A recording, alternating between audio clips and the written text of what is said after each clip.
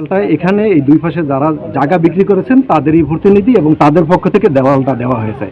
এই রাস্তা 8-10 বছর আগের প্রতিষ্ঠিত এবং এই রাস্তা উল্লেখপূর্বক এখানে আমার হাতে 7টা দলিল আছে, 7টা দলিলই রাস্তার বিষয়ে উল্লেখ আছে এবং তারাই এই রাস্তা পরিকল্পিতভাবে বন্ধ করে দিয়ে আমাদেরকে এই দুর্ভোগে ফেলছে।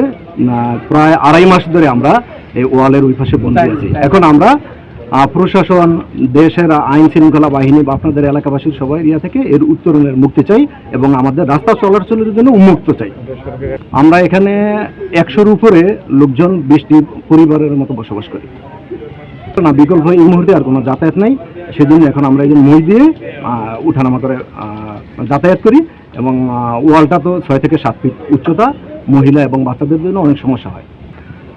আর একটা বিষয় হতো কিনা, এই রাস্তাটা সরকারি একবারভুক্ত, দলিলের মাধ্যমে এটা সব সরকারি, কিন্তু সরকারিভাবে এখন পর্যন্ত এখানে সুয়ারেজ বা কারেন্টের ইয়ে হয় না, হবে।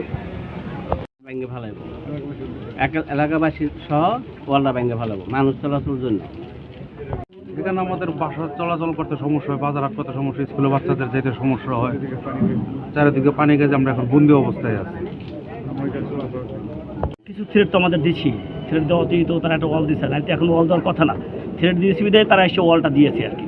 এটা আমরা যারা জমি কিনছি সবাইকে বলে দিচ্ছে যে এখানে রাস্তা সহকার জমি, আমাদের 7টা দলিল আছে, এখানে সবাইকে বর্ণনা দেওয়া আছে যে এখানে রাস্তা আছে। বাট আইসা এক ভাই ছেলে আইসা একটা বাউন্ডারি দিয়ে দিয়েছে, আটকাই দিয়েছে আর কি।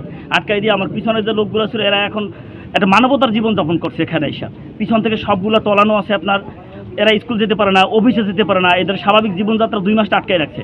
তারা বলছিল সামাজিকভাবে সলিউশন করে দিবে, তারা শুধু আমাদেরকে দিন ঘুরাচ্ছে, আজ না কাল কাল না পরশু শুধু ঘুরাচ্ছে, কিন্তু সামাজিক সলিউশন আমাদের করে দিচ্ছে না। শেষে বাধ্য হয়ে আমরা এখানে জানাই, আমরা এটারে সবাই মিলে এলাকায় যারা আছি এখানে এই রোডে সবাই মিলে আমরা এটাকে অপসারণ করবো।